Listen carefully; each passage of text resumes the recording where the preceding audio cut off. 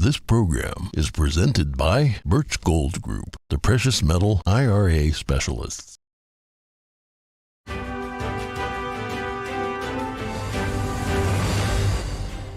Good morning. In today's headlines, the winter storm in the U.S. created some dangerous conditions over the weekend.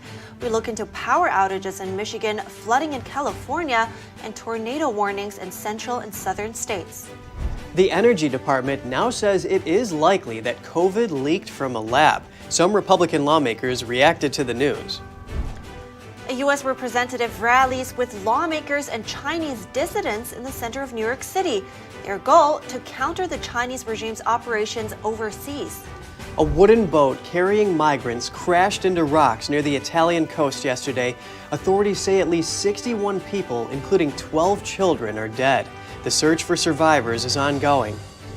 And a farmer in Alabama helped pay strangers' pharmacy bills for 10 years. But it wasn't until on his deathbed that his family found out about his well-kept secret. His daughter told us the story.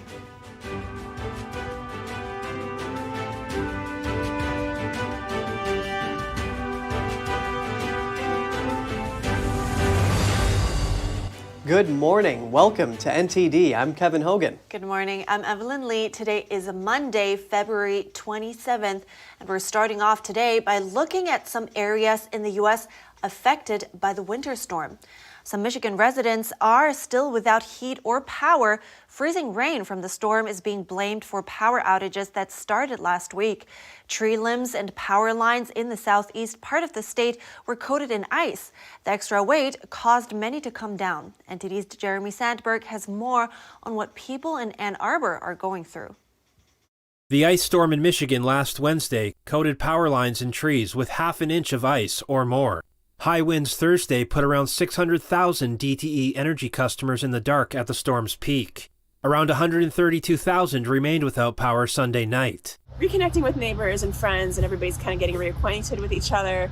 So that's the silver lining of these power outages. The city's densely populated areas were first on the list for repairs. Smaller communities with single-family homes have to wait longer for things to return to normal.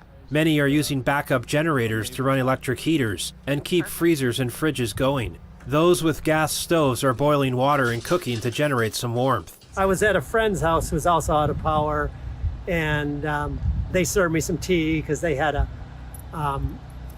gas stove, and then they also had a gas fireplace, so it was pretty comfortable in their living room. Some residents feel the city should invest more in infrastructure for reliability of power and utilities. We're used to having up to 10 days of no power every spring. This happens every other year, sometimes every year. And instead we're building beautiful, very extensive bike paths that I love. But I think in terms of priority, we really need to put burying power cables ahead of very beautiful bike paths. It's unfortunate that, there's been 20 or so years in which they could be investing all of our money into infrastructure or underground lines. Warming centers were set up at local libraries, community centers, and churches. Residents could see more freezing rain, sleet, and snow on Monday, as another storm system is forecast to hit the southeast part of the state. Jeremy Sandberg, NTD News. A powerful storm that swept through the southern plains overnight caused widespread damage. At least 7 tornadoes were reported early Monday in Oklahoma, leaving nearly 50,000 customers without power, and at least 12 people were injured. This is the wind outside right now, you can't even see. Severe storms rolled across Midwestern states Sunday evening. A tornado warning was issued for parts of Texas, Oklahoma, and Kansas. What in the world is that? One such storm produced strong gusts and bursts of lightning in Sublette, Kansas. And in the town of Liberal, Kansas, winds damaged homes and toppled trees and power lines. At least one person was hurt from flying glass. The storms left about a dozen families homeless. And hurricane-force winds and severe thunderstorms tore through Texas on Sunday. Parts of California were blanketed by snow from Friday to Sunday. More than 6 feet of snow fell in some parts of the state. So much snow on the deck. And parts of Los Angeles saw a blizzard warning, the first since 1989. The storm brought snow to higher elevations, and rain and hail fell in the flatlands, causing some areas to flood. Nearly 85,000 households and businesses were without power in the Los Angeles area. The storm is expected to move into the northeast. Mid-Atlantic to New York will face with heavy rain and some snow today. Up to 6 inches are expected in the Boston area by Tuesday. From California to Ohio, an update from the train derailment site in East Palestine.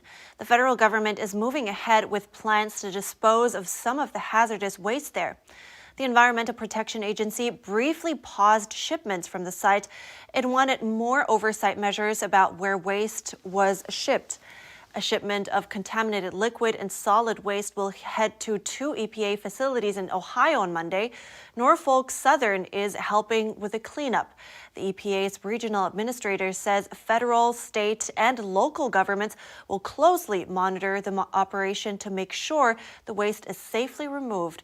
Right now, more than 100,000 gallons of liquid waste and 5 truckloads of soil need removal.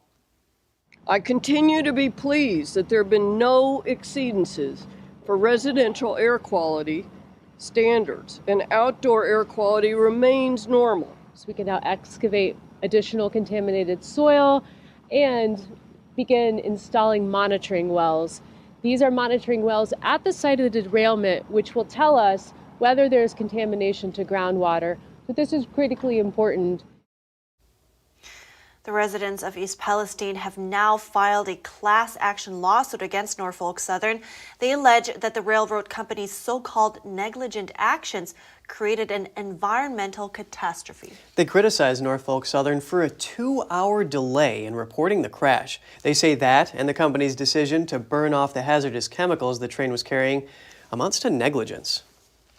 And from train wrecks to lab leaks, the U.S. Energy Department has now concluded that COVID-19 probably leaked from a lab.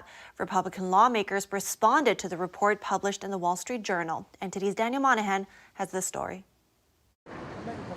The classified intelligence says that the virus likely leaked from the Wuhan Institute of Virology. Representative Jim Jordan reacted on Twitter saying, quote, "So the government caught up to what real America knew all along." The Energy Department was previously undecided on the issue, but it now joins the FBI in supporting the lab leak hypothesis. The Energy Department's judgment was made with low confidence. Senator Eric Schmidt wrote that, quote, "Fauci knew this immediately but dismissed it because of funding for the Wuhan lab. When Fauci spoke, big tech censored." Representative Andy Biggs also reacted, saying in his words, "Americans knew this from day one. Unfortunately, big tech and big government silenced them." Senator Josh Hawley wrote that Americans deserve the truth, while Representative Ken Buck says, quote, "Elites and academics owe everyone who had legitimate questions and concerns about the origins of COVID an apology." Meanwhile, Senator Tom Cotton says the Chinese Communist Party needs to be held accountable so this doesn't happen again. GOP lawmakers are ramping up investigations into the origin of COVID-19 and allegations of government and big tech censorship of the debate. Republican lawmakers have been vocal about the theory that the virus leaked from the Wuhan laboratory soon after the onset of the pandemic in 2020. Initially, some health professionals and media outlets labeled the theory's proponents as conspiracy theorists. White House National Security Advisor Jake Sullivan says the intelligence community does not have a definitive answer on the matter at this point, adding that President Biden has put resources into getting to the bottom of the origin question. Daniel Monahan, NTD News. Mafia-like threats by the Chinese Communist Party on American soil. That's what a U.S. representative said over the weekend when he rallied with a group of lawmakers and Chinese dissidents in the center of New York City. The goal? To counter Beijing's overseas operations. Here's more. An innocent-looking building in downtown Manhattan, now the center of a highly attended event where CCP opponents called out Beijing's totalitarianism. Freedom! Freedom! Freedom! It's all because the American Changle Association hid a sinister surprise inside, an unauthorized police service center linked to the CCP. The outpost came to light last fall. Agents there have reportedly harassed and spied on Chinese nationals in American neighborhoods. Since then, the FBI has raided the facility and the State Department shut it down. How have we allowed this to happen on American soil?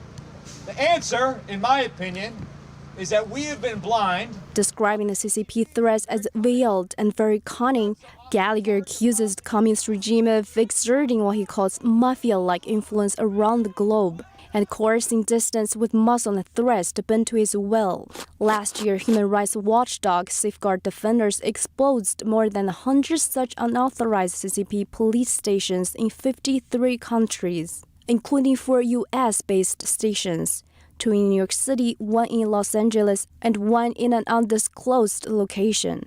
Victims of the CCP suppression attended the event in New York.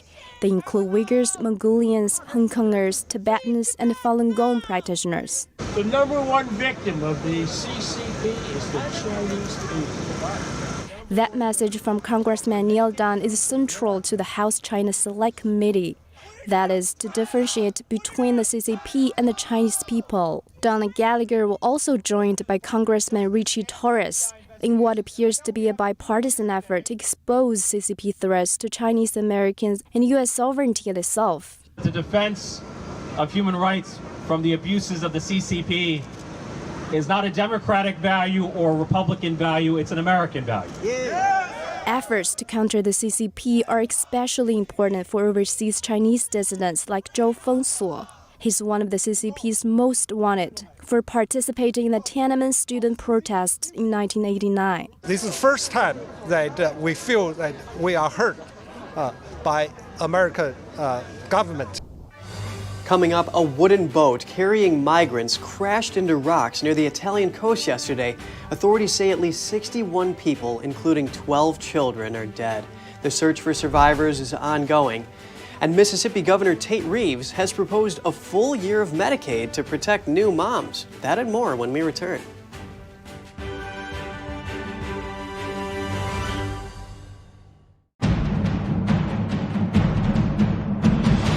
A performance that truly matters for each and every one of us.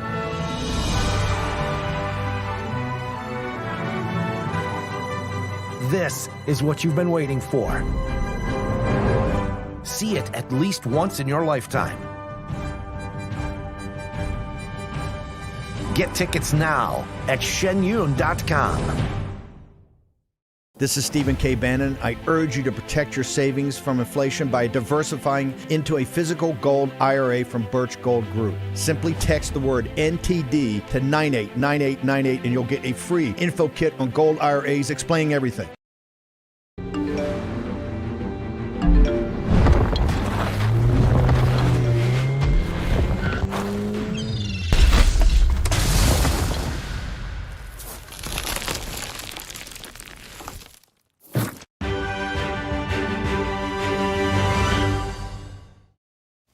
Good to have you back with us. Authorities say at least 61 people died in a shipwreck near Italy yesterday. The wooden boat carrying migrants included 12 children. It crashed against rocks near the southern Calabrian coast. Pieces of boat wreckage washed ashore on Italy's southern coast on Sunday. Small signs of the disaster that unfolded before dawn when a boat carrying migrants crashed into rocks and sank in rough seas, leaving at least a dozen children dead, as well as scores of others, according to authorities. Italian police said the boat set sail from Turkey about 4 days ago. Survivors said the boat may have been carrying as many as 200 people from countries including Afghanistan and Iran. The vessel crashed near a seaside resort in the region of Calabria, and the Interior Minister said as many as 30 people could still be missing. Police said an EU border agency plane had spotted the migrant boat the day before, about 46 miles from the coast. But patrol boats sent to intercept it had to return to port because of the severe weather. The incident reopened a debate on migration in Europe and Italy, where the recently elected right-wing government's tough new laws for migrant rescue charities have drawn criticism from groups such as the United Nations. Italian Prime Minister Giorgia Meloni expressed deep sorrow for the deaths and blamed human traffickers who profit while offering migrants, quote, the false prospect of a safe journey. Italy is one of the main landing points for migrants trying to enter Europe by sea. Many want to go on to richer northern European nations, but to do so they must brave the world's most dangerous migration route. The UN's Missing Migrants Project estimates more than 220 migrants have died or disappeared in the central Mediterranean so far this year. And after the most devastating earthquake in Turkey's modern history, a heartwarming scene over the weekend. Soccer fans threw thousands of teddy bears and other stuffed toys onto the field during a match in Istanbul yesterday. The toys were a donation to Turkey's childquake survivors. The event was organized by soccer fans as part of relief efforts. Official figures now show the death toll has risen to over 50,000 in both Turkey and Syria. More than 160,000 buildings containing over 500,000 apartments collapsed or were severely damaged in Turkey. Turkey has launched an investigation into more than 600 people in connection with the collapse of buildings. So far, over 180 people have been arrested. And Mississippi Governor Tate Reeves says he wants women to have a full year of Medicaid coverage after they give birth. Reeves wrote on social media that if the House and Senate sends him a bill, he will sign it into law. Reeves, a Republican, calls the move part of Mississippi's new pro-life agenda. He says more babies will be born after the overturning of Roe v. Wade, calling that a beautiful thing. Mississippi is one of the poorest states in the U.S. About 60% of births in Mississippi are to women covered by Medicaid. The state usually allows 2 months of postpartum Medicaid coverage. Physicians say it could improve health outcomes in a state with a high rate of maternal mortality. Twitter reportedly laid off more employees over the weekend. The job cuts affected around 200 workers, or about 10% of its workforce. They were said to have been let go on Saturday. Those impacted included engineers who worked on machine learning and site reliability, as well as data scientists and product managers. Among them was Chief Executive of Twitter Payments, Esther Crawford. Crawford is the founder of the Squad app. She oversaw the blue checkmark subscription service recently implemented at the company. Twitter CEO Elon Musk said last month that the company had a headcount of about 2,300 active employees. CNBC says it's seen internal records that show the number is closer to 1,300. That would mean the company has reduced its workforce by about 80% since Musk took over. Now back in New York City, it's been reported that at least 21 people have had their fancy Apple headphones stolen right off their heads. A roving team of moped-riding bandits are to blame. The thefts began on January 28th. They typically involve 4 people on 2 mopeds riding up to victims from behind, snatching their Apple Airpods Max headphones, and then speeding off. And police say the sonic swipers have struck all over Manhattan, including one incident in Central Park. Victims range in age from 18 to 41. Unlike AirPods, which are small and fit inside the ear, AirPods Max headphones rest over the ears, and they have a price tag of over $500. The thieves remain at large. No arrests have been made. The toughest and longest leg of the ocean race is underway. It's a yacht race around the world. The third leg of the 6-month competition just started in Cape Town, South Africa. 5 crews will race through some of the most hostile sailing conditions on the planet over the next 5 weeks. NTD's Cos Jimenez tells us more. Leg 3 of the ocean race started at Cape Town, South Africa on Sunday. The over 12,000 nautical mile marathon will end in 5 weeks' time in the Brazilian city of Itajaí. The leg is the longest ever single leg in the 50-year history of the ocean race. The yachts will race through some of the most hostile sailing conditions on the planet. Leg 3 of the ocean race is the mother of all legs of this race since 1973. Never has there been a longer leg, a tougher leg, and it passes the 3 great capes, the Cape of Good Hope, the Cape Lewin and Cape Horn. After an eventful first hour, 3 of the fleet were heading into a fresh and building breeze. 2 yachts were briefly forced to stop for repairs, losing 2 hours' time on the other 3. In its 14th edition, the ocean race is a 7-stop race around the world. It started in early January in Alicante, Spain, and it's due to finish in Genoa, Italy in July. Cos Jimenez, NTD News. Coming up, a farmer in Alabama helped pay strangers' pharmacy bills for 10 years. But it wasn't until he was on his deathbed that his family found out about his well-kept secret. We spoke to his daughter. Hear the story after the break.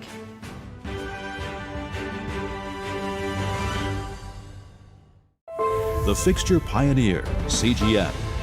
Professional AI intelligent fixtures. All-round integration of 4 systems. High precision, high durability, high quality. 2-micrometer repetition accuracy. More than 80 patent certificates. ISO 9001 approved. Precision clamping to meet your every need. CGM has it all. Pride of Taiwan, CGM. Hi, I'm Smokey Bear, and I made an assistant to help you out, because only you can prevent wildfires. Hey, Assistant Smokey Bear, call me Papa Bear, because I'm grilling up dinner. You get it? Yes, good job. So, what should I do with all these coals? Don't just toss them out. Put them in a metal container because those embers can start a wildfire. I understand. The stakes are high. Ha ha ha ha. See, Smokey thinks I'm funny.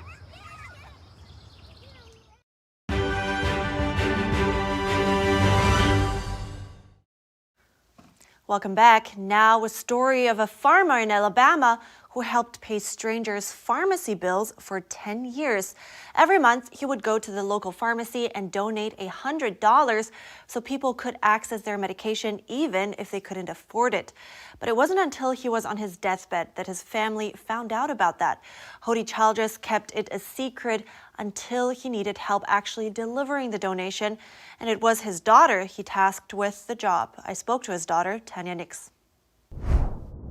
After he passed away, we had gathered in before the viewing, and as a family, we just gather together and talk about some of the things that we remembered about Dad. And he had always give cards to people that was sick. He was very good. A lot of times there was money in the cards. He carried food to people. He helped mow lawns. He just did a lot of things to help other people. Well, at the funeral, I thought I would share what he had shared with me because I felt like that was just amazing that you would give money to total strangers just out of the goodness of your heart. He was a very godly man and he lived by the Bible. And so after I'd shared that, we had found out my cousin was a personal friend of Brooke's, and she had reached out to Brooke. And Brooke shared her story about what had happened. She had been keeping this secret for almost 10 years. And can you give us an idea about what impact Hody has had with that donation every month? It has helped several people. Brooke had shared some of the stories afterwards with us. A young 15-year-old boy that his parents both had insurance, but still could not afford an EpiPen that was $600.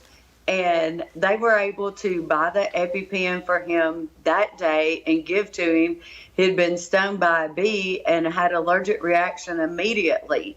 So that was one. I know that an elderly couple was raising a special needs child, and they were in need of a washer and dryer, which Brooke was able to purchase and had delivered for them.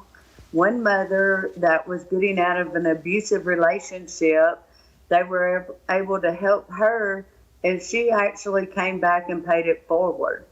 She gave the money back, which was just a very kind. Why do you think he kept it a secret? He had quoted to me a scripture in the Bible that said, don't let your right hand know what your left hand does. That when you're serving the Lord, it should be to serve him. It's not for recognition. It's not for anybody but the Lord. And I felt like that he was doing that to serve the Lord, and that was his mission. I feel like the Lord put that on his heart, and that he was doing it for the Lord, not for recognition from the world. I feel that he would want people to be kind to one another and help your neighbor. If you see someone in need, try to help them. He was always a caregiver.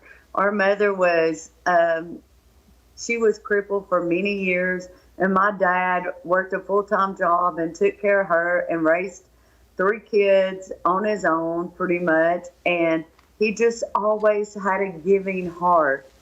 And I think he would want the world to just be able to help each other as much as possible. Talking about his role as a dad, as a daughter, what is the biggest thing you think you learned from him?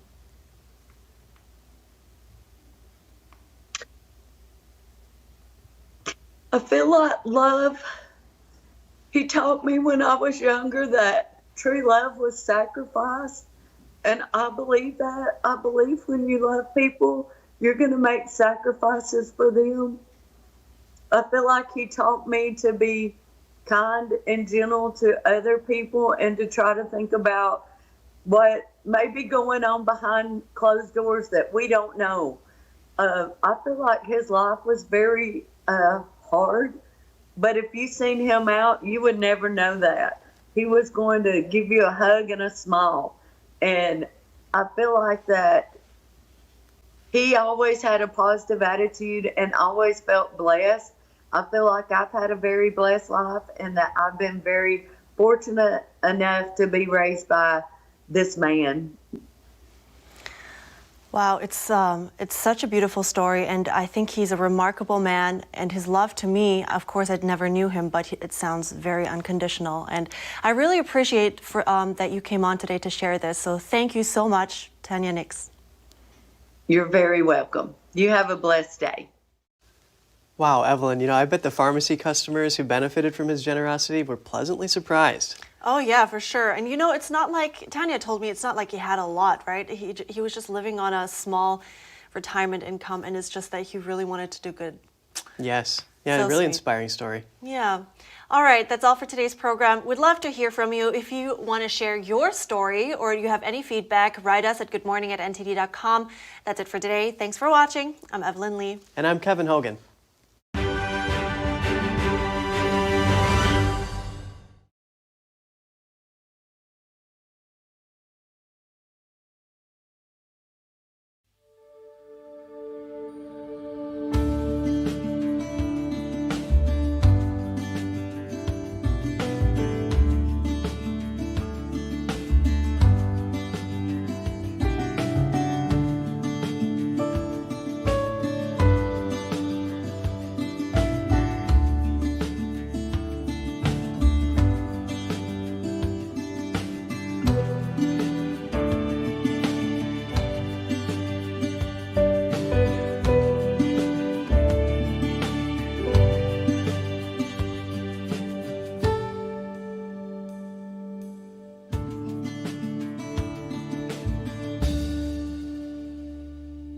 Thanks for watching us on YouTube. Did you know YouTube only keeps selective videos on its platform? So if you want to make sure you get the full picture, just subscribe to our newsletter. Go to newsletter.ntd.com and sign up. It's free.